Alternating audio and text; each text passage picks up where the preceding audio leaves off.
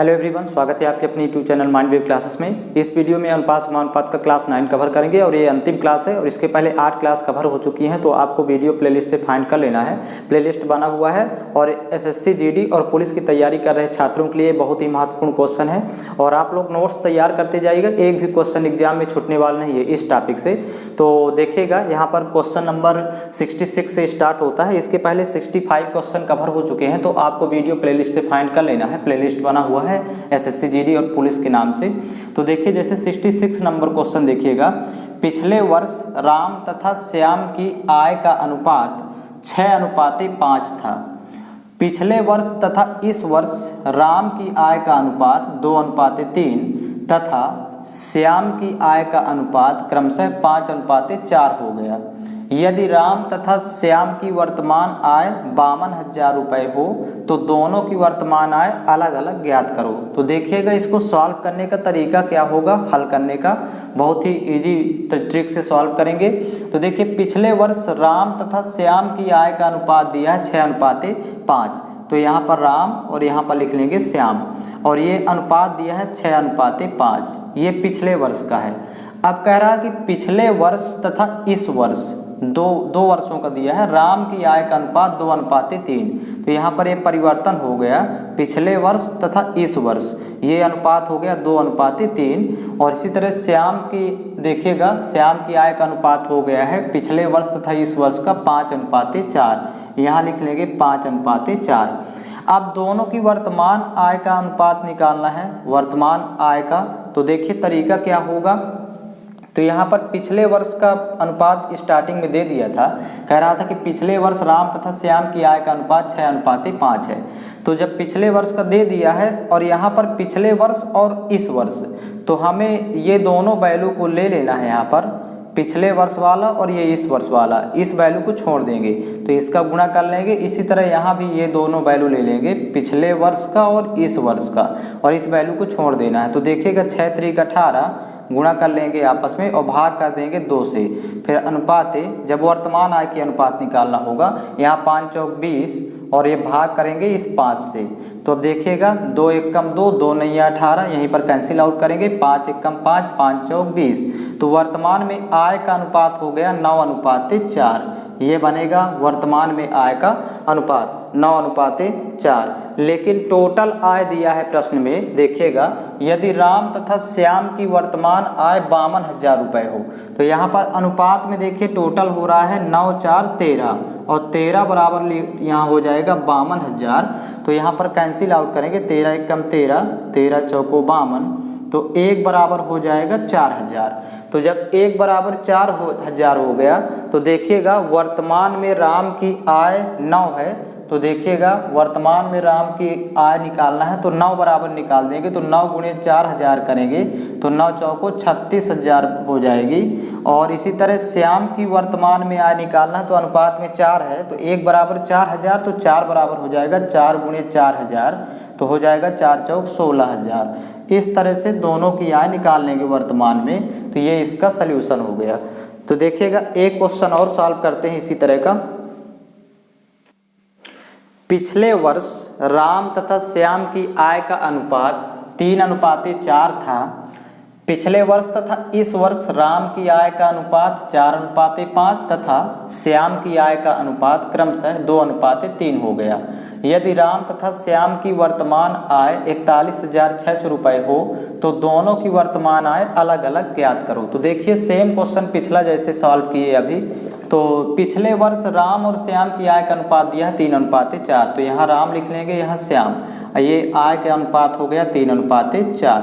लेकिन ये प्रश्न में कह रहा है आगे कि पिछले वर्ष तथा इस वर्ष राम की, केवल राम की देखिएगा, राम की आय का अनुपात 4:5, यहाँ पर देखिएगा लिखेंगे 4:5, और श्याम की आय का अनुपात हो गया है 2:3।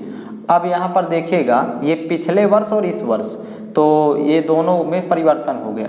लेकिन यहाँ पिछले वर्ष का तो पहले से दे रखा है, तो हमें ये पिछले वर्ष की वैल्यू और इस वर्ष की वैल्यू, इस दोनों वैल्यू को लेना है और गुणा करेंगे आपस में। यहाँ पर देखिएगा तो यहाँ गुणा कर करके और फिर इसके बाद 3 × 5 = 15 और भाग करेंगे यहाँ पर 15 होगा, भाग करेंगे 4 से, फिर अनुपात 4 × 3 = 12 और भाग करेंगे 2 से, तो ये वर्तमान आय का अनुपात आ जाएगा, वर्तमान आय का अनुपात। तो यहाँ से कैंसिल आउट हो जाएगा, 2 1 कम 2, 2 दूनी 4, और यहाँ से देखिएगा 3 चौक 12 और 3 पचे 15, अंश अंश कैंसिल हो जाएगा। अब 2 का 4 से गुणा कर देंगे, 2 चौको 8, ये 5 रहेगा, तो 5:8 बनेगा। वर्तमान में आय का अनुपात होगा 5:8। अब यहाँ पर दोनों को जोड़ने पर हो रहा है 5 और 8 13, लेकिन ये 13 बराबर दे दिया है 41,600, तो यहाँ लिखेंगे 41,600। तो यहीं से 1 बराबर निकालेंगे, 13 1 कम 13, यहाँ से देखेंगे 13 3 39, फिर यहाँ पर 2 26, तो 13 दूनी 26 और ये 2 0, तो 1 बराबर हो गया 3200। तो जब 1 बराबर 3200, तो देखिए राम की वर्तमान आय का अनुपात 5 है, श्याम की वर्तमान आय का अनुपात 8 है। तो यहाँ पर निकालेंगे राम की वर्तमान आय, तो 5 से गुणा कर देंगे 3200 में, तो 5 गुणे 3200, तो यहाँ वैल्यू हो जाएगी 5 दूनी 10 की शून्य हासिल 1, 5 3 15 1 16 और 2 शून्य यहाँ लगाएंगे तो 16,000 रुपये होगी। और श्याम की वर्तमान आय 8 बराबर निकाल देना है, तो 8 गुणे 3200 करेंगे तो वैल्यू हो जाएगी 8 दूनी 16 की 6 हासिल 1, 8 3 24 1 25 और ये डबल जीरो लगाएंगे 25,600 रुपये। तो इस तरह से वर्तमान आय अलग अलग ज्ञात कर लेते हैं। इसका अगला क्वेश्चन देखिएगा, नेक्स्ट क्वेश्चन है ABC की कुल मासिक आय 14,400 रुपये है। वे अपनी आय का क्रमशः 80%, 85% तथा 75% खर्च करते हैं। यदि उनके बचतों का अनुपात क्रमशः 8:9:20 हो तो प्रत्येक की मासिक आय ज्ञात करें। तो देखिए इसको सॉल्व कैसे करते हैं, तरीका क्या होगा। तो यहाँ पर 3 है ABC और इनकी आय नहीं दिया था, देखिए इसमें प्रश्न में, तो आय हमेशा 100% होती है, प्रतिशत में वैल्यू लिख लेंगे क्योंकि यहाँ पर वो आय का क्रमशः 80, 85, 75% खर्च करते हैं, तो मतलब व्यय दिया है, आय नहीं दिया था, तो आय 100% मान लेंगे, तीनों की 100%। अब यहाँ पर देखिएगा व्यय का प्रतिशत दिया हुआ है, यानी खर्च दिया है क्रमशः 80, 85 और 75, तो यहाँ लिख लेंगे 80% और 85% और इसका 75% ये व्यय हो गया। तो जब आय में व्यय को घटाएंगे तो देखिएगा बचत, आय में व्यय घटाएंगे तो यहाँ पर बचत आ जाएगा प्रतिशत में, तो ए की बचत हो जाएगी 20% और बी की बचत हो जाएगी 15% और सी की बचत हो जाएगी 25%। ये हो गया बचत प्रतिशत में। लेकिन बचत का अनुपात दे रखा है, यहाँ प्रश्न में देखिएगा अनुपात में वैल्यू दिया है। यहाँ देखिए बचतों का अनुपात क्रमशः 8, 9 और 20 है, तो यहाँ लिख लेंगे 8:9:20। यहाँ पर ये बचत का अनुपात दिया हुआ है, तो देखिएगा ये 20% बराबर है 8 के, मतलब 20% में है और अनुपात में 8 है, तो यहाँ लिखेंगे 20% बराबर 8। तो यहाँ पर 100% निकालना है बचत, अभी बचत 20% है, यदि बचत 100% निकाल लें तो ये आय कहलाएगी, आय के बराबर हो जाएगी, तो यहीं से आय का अनुपात प्राप्त होगा। 100% सभी में निकालेंगे, तो यहाँ देखिएगा 20 पंचे 100, 5 का गुणा करेंगे तो यहाँ भी 5 का गुणा करेंगे, 8 पंचे 40, तो ये 100% हो गया 40, तो मतलब एक ही आय कहलाएगी यहाँ पर 40 अनुपात में। इसी तरह यहाँ 15% बराबर 9 दिया है, तो यहाँ लिख लेंगे 15% बराबर 9, तो यहाँ 100% निकालना है, तो देखिए पहले कैंसिल आउट करेंगे क्योंकि 15 से 100 नहीं बनेगा, तो देखिए 3 3 9 और यहाँ 3 5 15, तो 5 में 20 का गुणा करेंगे, 20 पंचे 100, तो यहाँ भी 20 का गुणा कर लेंगे तो 20 3 60, 100% 60 हो जाएगा। यहाँ पर देखिए 25% बराबर 20 के दिया है, तो यहाँ लिख लेंगे 25% बराबर 20, तो यहाँ 100% निकालना है, तो 25 चौको 100, 4 का गुणा इधर, तो 4 का यहाँ भी कर लेंगे, 20 चौको 80, तो ये अनुपात आ जाएगा आय का 40, 60 और 80। तो यहाँ सॉल्व कर लेते हैं, आय का अनुपात बन जाएगा तीनों का 40:60:80। ये जो 100% की वैल्यू आ गई ये आय के बराबर हो गई, तो अनुपात में 40, 60, 80 है, तो जी यहाँ से 20 से कैंसिल आउट करेंगे, 20 दूनी 40, 20 3 60, 20 चौक 80, ये सरल अनुपात हो गया, 2:3:4। अब यहाँ पर अनुपातिक योग हो रहा है, देखिएगा अनुपात में जोड़ 4 3 7 2 9 और ये 9 बराबर वैल्यू है। यहाँ प्रश्न में दिया है कि ABC की कुल मासिक आय है 14,400, तो यहाँ पर अनुपात में कुल हो रहा है 9 और ये 9 बराबर हो जाएगा 14,400 के। तो 1 बराबर निकाल लेंगे तो 9 1 कम 9, यहाँ से 16 नहीं है 144 और 2 जीरो, तो मतलब 1 बराबर हो जाएगा 1600। जब 1 बराबर 1600 तो कह रहा कि प्रत्येक की मासिक आय ज्ञात करें। तो यहाँ पर अनुपात में दिया हुआ है ये A का है, ये B का और ये C का। तो जब A की निकालेंगे तो 2 में गुणा कर देंगे 1600 से, तो 16 दूनी 32, ये डबल जीरो 3200 हो जाएगी A की मासिक आय। B की मासिक आय निकालना है तो 3 में गुणा कर देंगे 1600 से, तो 3 गुणे यहाँ 1600, तो 16 तिया 48, डबल जीरो 4800 रुपये हो जाएगा। और जब C की निकालना होगा तो 4 में गुणा कर देंगे 1600 का, 4 गुणे 1600, 16 चौको 6400 रुपये। तो ये अलग अलग आ जाएगी प्रत्येक की मासिक आय, इस तरह फाइंड करेंगे। तो इसका एक ही क्वेश्चन इस टाइप का सॉल्व करते हैं। नेक्स्ट देखिएगा इसका अगला क्वेश्चन। किसी दो रेलवे स्टेशन के बीच प्रथम श्रेणी, द्वितीय श्रेणी तथा तृतीय श्रेणी के भाड़ों का अनुपात, यहाँ पर किराया है, किराए का अनुपात क्रमशः 5:4:2 है और इन श्रेणियों में सफर करने वाले यात्रियों की संख्या का अनुपात 1:2:7 के अनुपात में है। यदि इन श्रेणियों से प्राप्त कुल आय 54,000 रुपये हो तो प्रत्येक श्रेणी से प्राप्त आय ज्ञात करें। तो यहाँ पर देखिएगा जब इसका सॉल्यूशन करेंगे तो तरीका रहेगा यहाँ पर सॉल्व करने का। देखिए इसमें 3 श्रेणियाँ हैं दो रेलवे स्टेशन के बीच, प्रथम श्रेणी, द्वितीय श्रेणी तथा तृतीय श्रेणी। तो यहाँ पर पहले लिख लेंगे प्रथम श्रेणी, द्वितीय श्रेणी और तृतीय श्रेणी। अब इनके भाड़ों का अनुपात दिया है, मतलब किराए का अनुपात। तो यहाँ पर लिख लेंगे पहले किराया, किराया का अनुपात दिया है तो किराए का अनुपात लिखेंगे 5, 4 और 2। तो यहाँ लिख लेंगे 5:4:2। और देखिएगा इन श्रेणियों में सफर करने वाले यात्रियों की संख्या का अनुपात दे रखा है, तो यहाँ पर लिख लेंगे संख्या का अनुपात।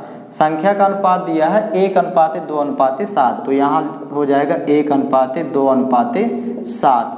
अब यहाँ पर टोटल आय निकालना है, तो आय बराबर होता है किराया गुणे संख्या, मतलब आपस में इनका गुणा कर देंगे तो आय का अनुपात आ जाएगा प्रत्येक श्रेणी से।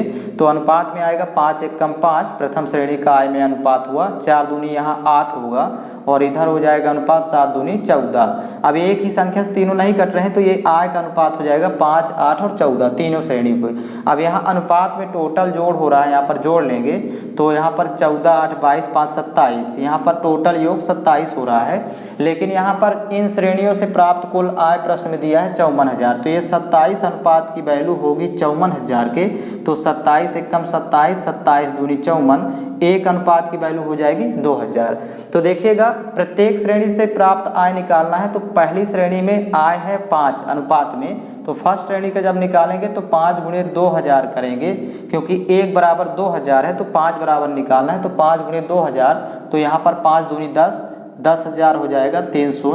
तो पहली श्रेणी से प्राप्त आय 10,000, द्वितीय श्रेणी से प्राप्त आय निकालना है तो 8 में गुणा कर देंगे 2000 का, तो 8 गुणे 2000, तो 8 दूनी 16,000। और इसी तरह तृतीय श्रेणी से प्राप्त आय निकालना है तो यहाँ पर 14 है, यहाँ पर अनुपात में, तो 14 गुणे 2000 करेंगे तो वैल्यू हो जाएगी 28,000 रुपये। तो इस तरह से तीनों श्रेणियों से प्राप्त आय अलग अलग ज्ञात कर लेंगे। अगला क्वेश्चन देखिएगा। किसी दो रेलवे स्टेशन के बीच प्रथम श्रेणी, द्वितीय श्रेणी तथा तृतीय श्रेणी के भाड़ों का अनुपात क्रमशः 4:3:2 है और इन श्रेणियों में सफर करने वाले यात्रियों की संख्या का अनुपात 1:2:3 के अनुपात में है। इन श्रेणियों में सफर करने वाले पैसेंजरों की संख्या के बीच अनुपात ज्ञात करें। तो यहाँ पर देखिएगा, यहाँ पर प्रश्न में थोड़ा सा मिस्टेक है, देखिएगा यहाँ पर देखिए आय का अनुपात दिया है, इन श्रेणियों से कुल आय का अनुपात 1:2:3 के अनुपात में है।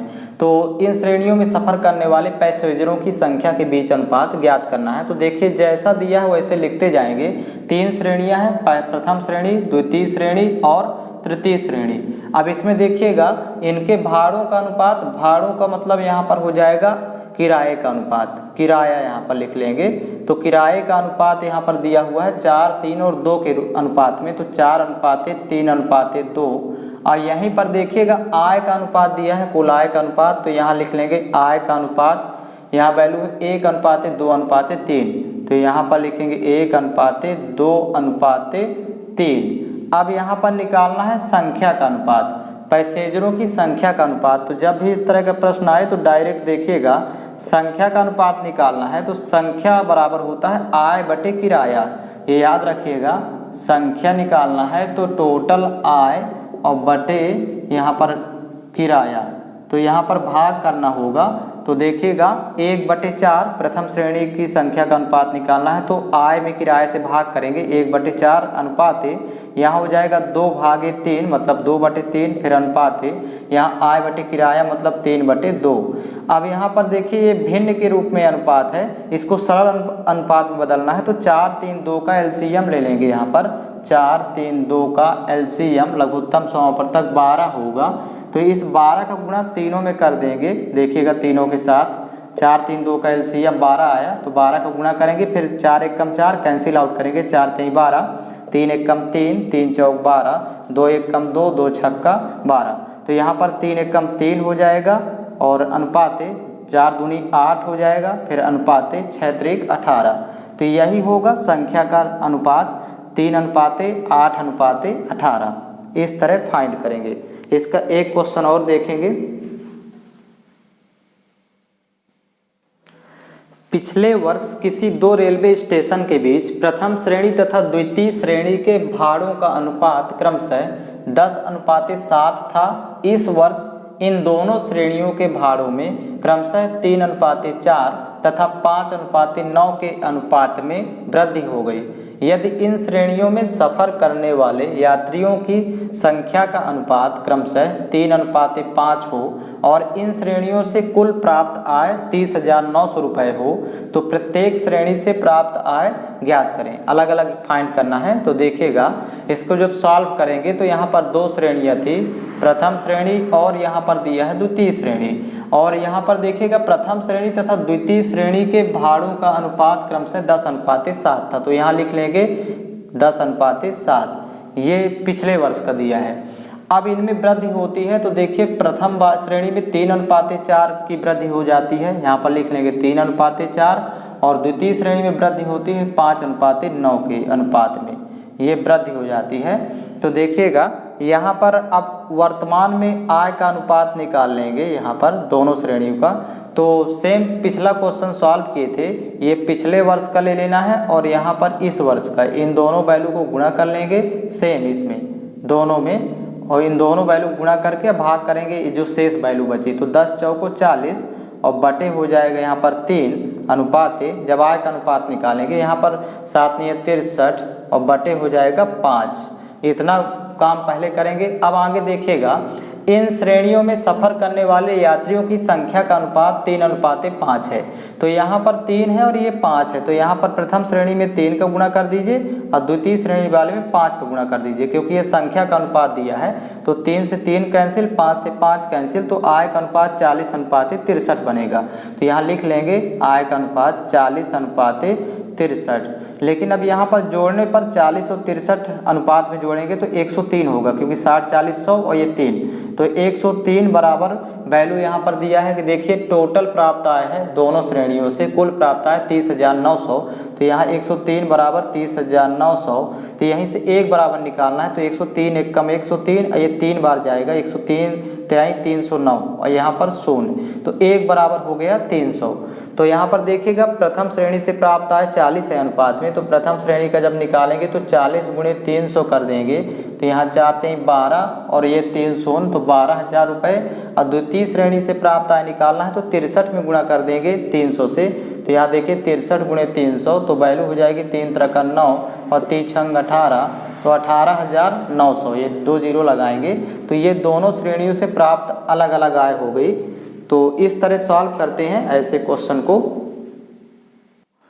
और वीडियो आप लोग ज़्यादा से ज़्यादा मात्रा में लाइक शेयर और सब्सक्राइब करें, ताकि आप लोगों को इसी तरह टॉपिक वाइज सभी मैथ्स के ऑल टॉपिक और स्टैंडर्ड लेवल का जो आज के टाइम पर एग्जाम में क्वेश्चन आ रहे हैं तो आपको प्राप्त होते रहेंगे। और ये सीरीज कंटिन्यू अब चलती रहेगी। एसएससी जीडी और पुलिस की तैयारी कर रहे छात्रों के लिए ये स्पेशल है। आप लोग नोट्स तैयार करते जाइएगा मैथ्स का साथ साथ, और इन्हीं क्वेश्चन को बार बार रिवीजन करें तो यही क्वेश्चन आपके एग्जाम में आने वाले हैं। और बहुत ही महत्वपूर्ण क्वेश्चन का आपको टॉपिक वीडियो मिलेगा किसी भी टॉपिक का, तो इसमें इतना ही कवर करेंगे इस पार्ट में। और ये लास्ट क्लास थी।